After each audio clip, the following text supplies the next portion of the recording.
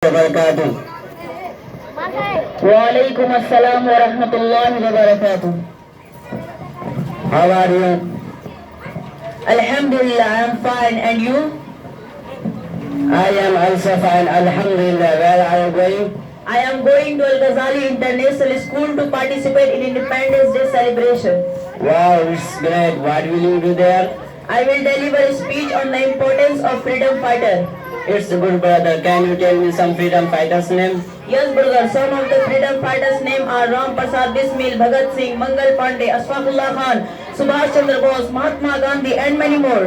Brother, you mentioned a long list of freedom fighters, but you did not mention a single name other than the Hindu community. Why is it so? Why is it so? Muslim and other communities.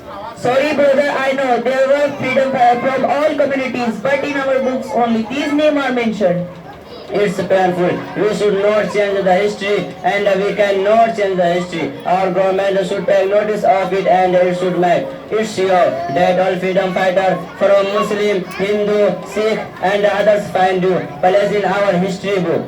Yes, brother, you are 100% true. Let's struggle for it together. Yes, sir. Thank you.